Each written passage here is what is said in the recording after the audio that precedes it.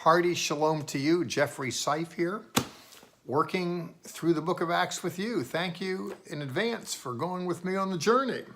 We're looking in the 23rd chapter, and Paul is in trouble. It seems he's in and out of trouble. Tell you the God's honest truth. Sometimes following the Lord will get you into trouble. You're provocative. People take umbrage. They take offense. Things can cascade out of control. You know, a lot of times people have out of control lives and then they accept Jesus, Yeshua, and then they're looking for control and stability. What do you do if receiving the Lord is the source of your troubles? If following the Lord contributes to troubles? Because it can happen like that. God's honest truth is, you know, if you look at the Family Bible Society that I'm representing here, if you look at this translation that I'm working from, all kinds of troubles getting this to press. Working with people and circumstance for years. And we just kind of press on. There is a kind of spiritual warfare. We're not contending against flesh and blood, but against spirits and principalities. Well, we are kind of going at it with flesh and blood here, but there's more behind the news. In chapter 23, verses 6 through 11, Paul is speaking in front of a group of Jewish religious leaders. And, you know, he's controversial and he's going to take the stand. Look, he says, I am here because I believe in the resurrection of the dead. He says in verse 6, brothers. He calls Jewish leaders brethren, brothers, not you people, because he is those people. He says, I am a Pharisee, not I was a Pharisee. This is his defense. I am a Pharisee, a son of Pharisees. He himself was raised in a Jewish tradition and remains there, interestingly. He says, I am on trial because of the hope of the resurrection of the dead. He's staking his claim as a member of the Parushim, the Pharisees. And if you look at traditional Judaism, Tehiyat Hamatim, the resurrection of the dead, coming back to life, is one of the 13 cardinal doctrines of Judaism. People don't know that. Christian people don't know that. If you look at the gospel, the death, the burial, and the resurrection of Yeshua, a death and a burial and a resurrection itself comports with the sensibilities of classical Jewish experience. Now, moderns can say, oh, that's nonsense, and people can say whatever they want, but you can't say it doesn't belong within a Jewish way of thinking, because you can go to Israel today, by the way, and religious Jews are buried there on the Mount of Olives. They're looking for front row seats to the greatest show on earth. That is, when the Mashiach comes and then the dead are raised.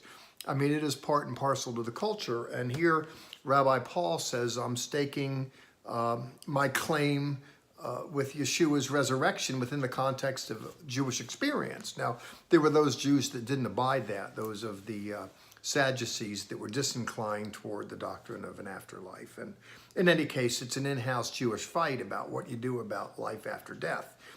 Paul, as a believer, what individuals refer to as a Christian, stakes his claim on the resurrection. And he says, hey, listen, at the end of the day, people, the reason why I'm in trouble, the reason why there's controversy, the reason why you're having a trial about me right now is because of the resurrection of the dead, because I believe Yeshua rose from the dead.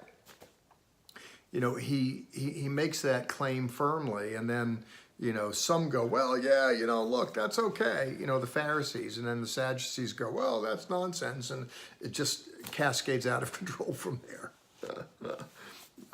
Realizing that we're not going to get any resolution, the commander, in verse 10, we're told there was a big dispute, and the commander, you know, there's Roman authorities here trying to see if they can get this genie in the bottle, and afraid that Paul was going to be torn to pieces, ordered the soldiers to go down and take him by force from among them and bring them to the headquarters, take him to the barracks.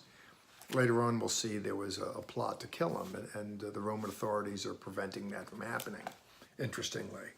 Very, very controversial, this Paul. We're told in verse 11, and here's really what I wanted to look at with you. The following night, the Lord stood behind Paul, or stood beside Paul, and said, it's an interesting poetic expression. Paul now has been taken by the under the custody of the Roman authorities. He's controversial in his Jewish world. And some are looking to kill him, some are looking to defend him. He's there. It's a lonely night, you know, you're in trouble. Things are just, are tempestuous. And the Lord shows up in verse 11. We're told, the following night the Lord stood beside Paul and said, take courage. It's interesting. I wonder, what does it mean the Lord stood beside him? It's a poetic figure of speech. The Lord showed up in some way. Is he praying? Is he grieving? Is he just reflecting on the troubles of the day? Is he just wondering, he's in chains and wondering how he's going to get out of it? And the Lord, I don't know. I mean, how does the Lord come to people? But Luke, Paul's biographer here, and on the assumption that Paul has communicated this to him, and that's how Luke would know, that the Lord stood beside Paul and said, take courage. For just as you have testified about me in Jerusalem, so you must also testify in Rome. Interesting. Things are seemingly out of control. But Paul's biographer Luke says that in the middle of that, the Lord shows up and says, look, it seems a little out of control, but really this is part of the plan to move you down the road to accomplish the purposes the Lord has for you, Paul.